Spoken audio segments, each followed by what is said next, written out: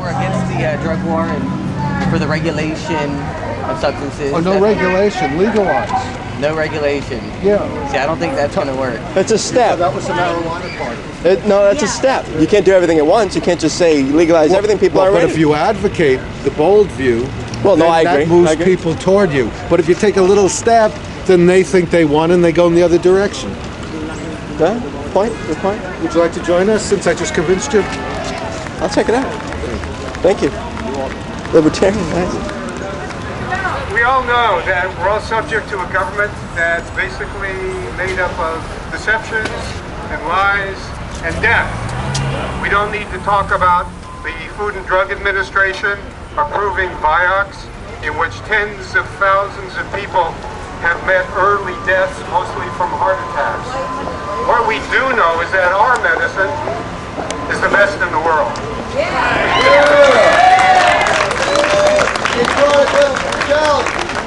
But it has to do with comparing how much medicine you need to be effective versus how much medicine you take to kill you. And you put these two numbers together and you get a single number that's called the therapeutic index. Most of us know that, for example, if you take 10 times too much morphine than usual, you're going to be dead. The same holds for alcohol. When you get to things like aspirin, ibuprofen, Tylenol, those numbers are 25 to 30. You take 30 times too much aspirin, and they're going to be trying to save you in the emergency room. What they don't tell us is that these same laboratory animals, when you give them cannabis, you can push it up to over 40,000. 40,000, the amount that would normally be effective to work on a mouse. And what do? They curl up and sleep it off in a corner. That's what they do. This is the regional San Francisco Health and Human Services building right behind me. Two of our representatives are going in there right now to submit our behavior.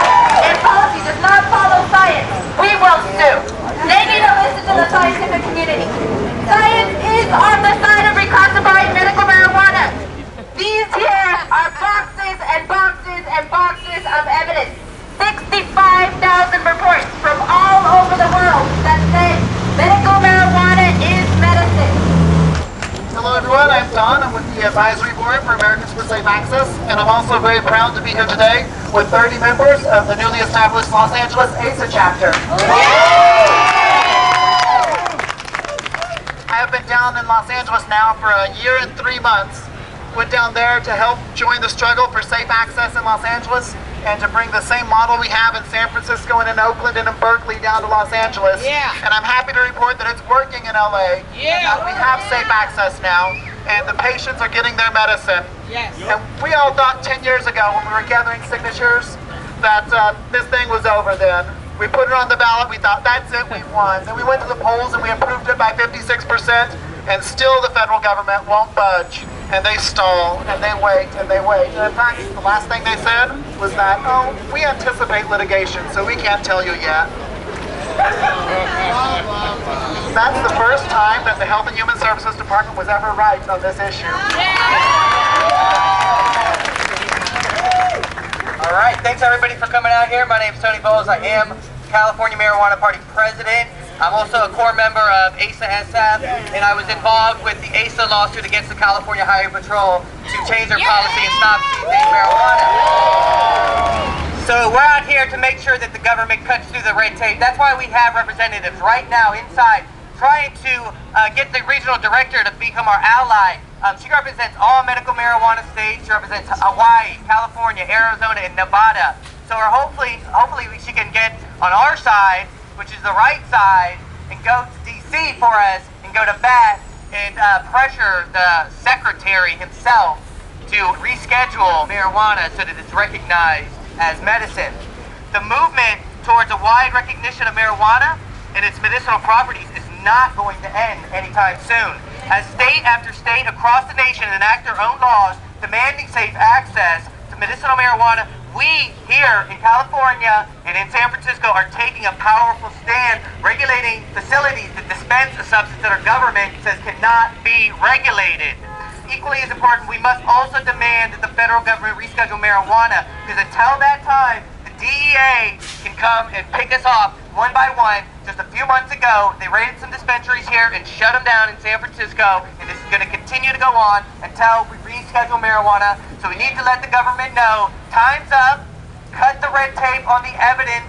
There's tons of it, 65,000 scientific reports out there that conclude this is proof positive. It's all we need. They need to recognize it now. Thank you all for coming out today. I'm a former pessimist and recovering couch potato. I used to think that one person can't make a difference.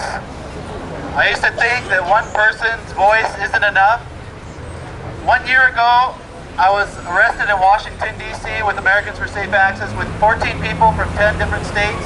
States like Texas and Florida and Tennessee. These are states that have a slim chance of passing medical marijuana laws, but these people still got up there, and they were risking their lives a lot more than I was, because when I came back, we're safe here in California, but I saw that we were a model for them. They saw us, they were looking up to us, and they were hopeful that we would pass this and we could get this done. And we're doing it, and we need to, but we need to continue on. Like you say, one person can make a difference. So we need everybody to get out there and speak out and join organizations like Americans for Safe Access and speak out and volunteer time and stand up for your rights, because nobody else will. Thank you. Out there, San Francisco! My name is Richard Easton. I was born in this town in 1953. That makes me 52 years old. 10 years ago, I almost died from AIDS. I came to San Francisco and ran into my old friend, Dennis Perone. And he said, Richard, I need your help. He said, I'm sending a guy to Los Angeles. Would you help him?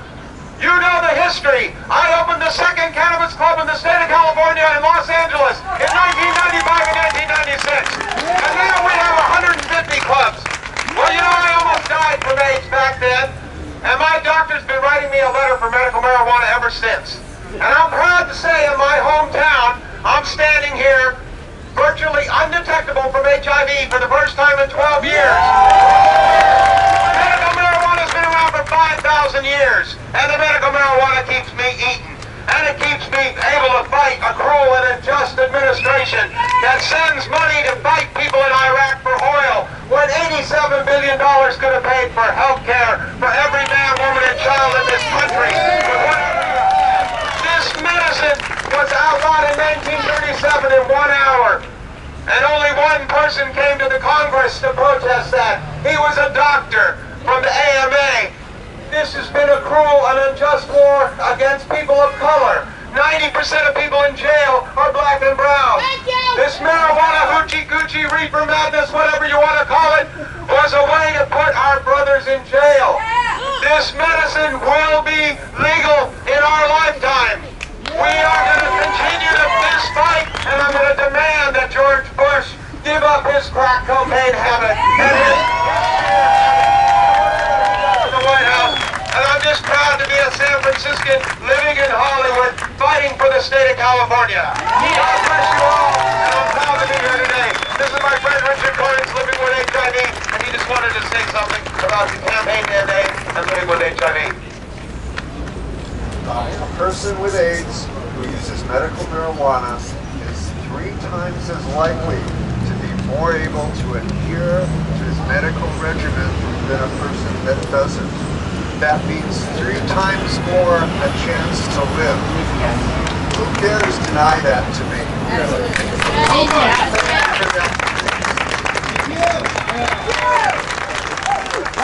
I stand before you as a representative for the Veterans Cannabis Action Network. I'm a United States Navy veteran, and I can tell you, with this milestone of 2,000 veterans dying, for every one that dies, 8 come back injured. And as Alex said, what medicine can they benefit most from? Medical cannabis. In the military, we have what's known as a 4-bell ceremony. And for those that have passed, I'd like to ask Alex to hold the bell for me.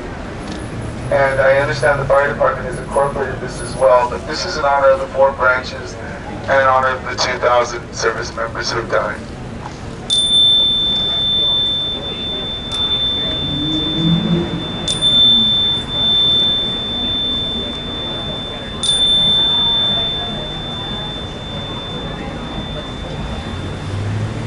Thank you for that moment of silence. Thank you.